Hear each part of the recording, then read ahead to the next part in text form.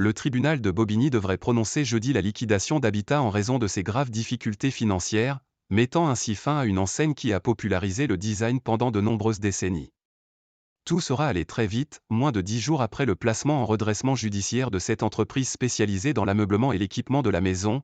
Les administrateurs judiciaires avaient annoncé le 15 décembre en CSE, Comité social et économique, qu'ils allaient demander sa liquidation, au vu de la situation particulièrement détériorée des comptes. Sauf surprise de dernière minute, le tribunal de Bobigny prononcera jeudi la liquidation d'Habitat, 8 jours après une audience au cours de laquelle il a entendu toutes les parties prenantes. Ils vont nous donner une réponse, mais nous, on sait que ce sera une liquidation, a dit à l'AFP Youssef Toumer, cadre salarié depuis 21 ans et membre CGT du CSE d'Habitat.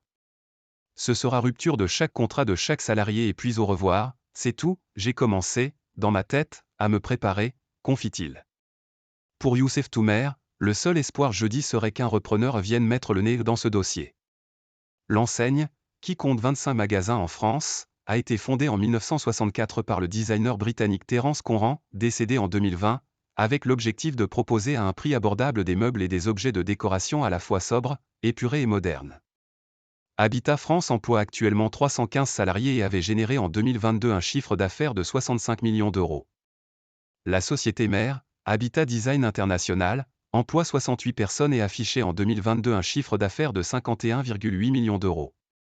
Le 30 novembre, la direction du groupe expliquait pourtant que sa demande de placement en redressement avait pour objectif de stabiliser la situation financière de l'enseigne, qui n'a jamais été profitable en France, et d'assurer sa viabilité à long terme. Près de 9 millions d'euros d'acompte. Elle assurait alors préparer un plan de redressement par voie de continuation et affirmait que son objectif principal était d'assurer le paiement de tous les fournisseurs et la livraison des commandes aux clients. Mais une fois que les administrateurs judiciaires se sont plongés dans les comptes, ils ont rapidement constaté que les conditions n'étaient pas réunies pour une poursuite de l'activité et qu'il y avait plus d'obstacles que d'opportunités, avait expliqué à l'AFP une source proche du dossier. Cette source avait notamment indiqué que près de 9 millions d'euros d'acompte, selon de premières estimations, avaient été versés par des clients pour l'achat de meubles et autres produits. Des clients qui ont peu de chances de récupérer leur commande ou leur argent en cas de liquidation. Les difficultés d'Habitat ne sont pas récentes. L'enseigne était déjà en perte nette lors de sa mise en vente en 2019 par son propriétaire de l'époque, le distributeur Cafom. Habitat avait précédemment appartenu au fonds d'investissement américain Hilco et à la famille suédoise Kamprad, également propriétaire d'IKEA. En 2020, l'enseigne avait été rachetée par l'entrepreneur investisseur Thierry Le Guénic.